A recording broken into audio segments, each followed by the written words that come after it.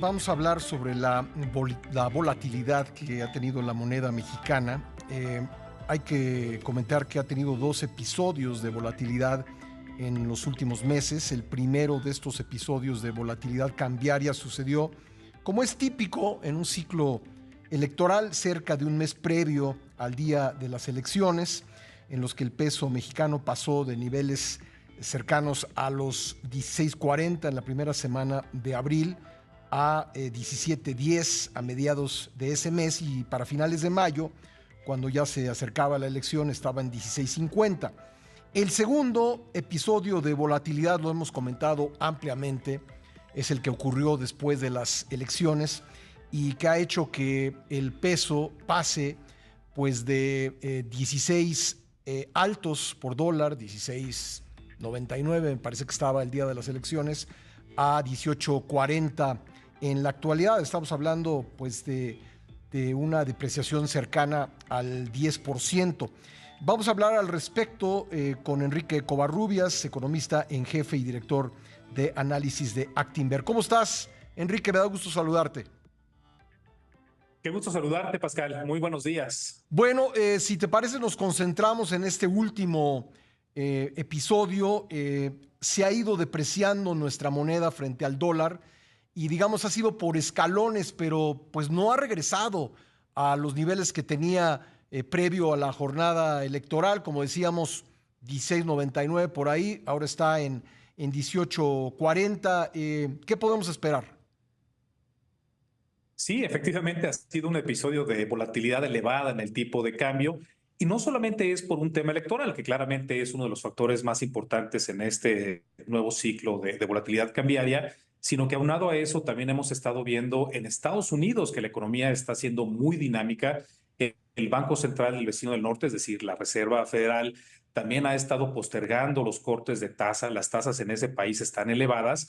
Y por si fuera poco, también hemos visto episodios de volatilidad asociado a riesgos geopolíticos, principalmente en el Medio Oriente. Entonces, con toda esta combinación de factores, el peso mexicano, como bien comentas, ha tenido una depreciación importante. Ya tenemos tiempo de no verla con esta dinámica. Comenzó desde la mitad del mes de mayo, con el tipo de cambio todavía en ese momento a niveles cercanos a los 16.40, 16.50.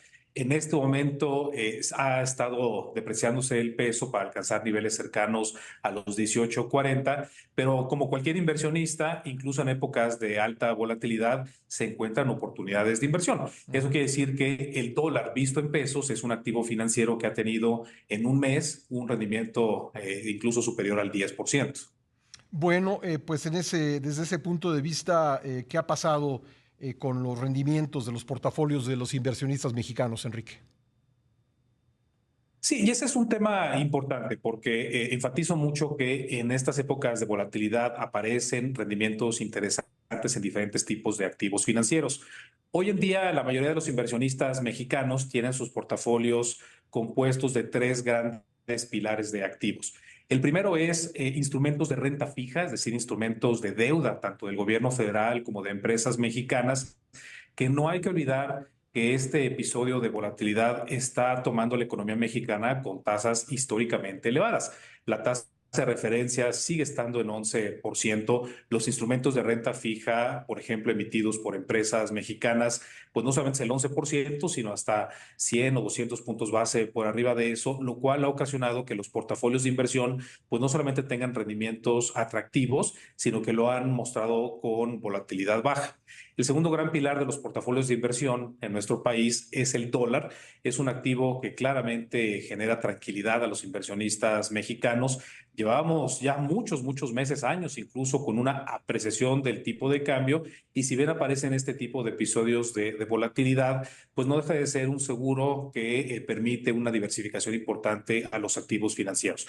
Y el tercer y último pilar son los instrumentos de renta variable, que hoy en día, con la revolución tecnológica que se está viviendo a nivel global, pero principalmente las empresas americanas enfocadas en inteligencia artificial, que han tenido no unos cuantos meses, ya son casi 3 años de rendimientos muy atractivos y que además, visto en pesos mexicanos, un momento como el que hemos visto en las últimas semanas de depreciación del peso mexicano, ocasiona que los rendimientos de las acciones americanas no solamente se han beneficiado por el rendimiento en dólares, sino además se le tiene que sumar el rendimiento visto en pesos mexicanos. Entonces, sigue siendo un año en el cual hay que aprovechar las tasas a los niveles elevados en los que se tienen y, como siempre, es muy importante diversificar portafolios volteando a ver productos financieros, tanto fondos como activos en directo, que permitan aprovechar estos niveles de volatilidad.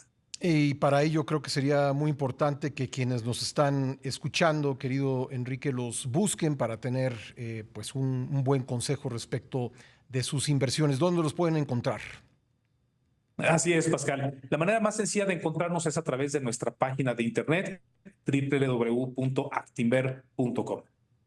Perfecto, Enrique, te agradezco mucho que nos hayas acompañado esta mañana en el programa. Muy amable. Al contrario, Pascal, muy buen día a ti y a todo el auditorio. Ha sido Enrique Covarrubias, economista en jefe y director de análisis de Actinver.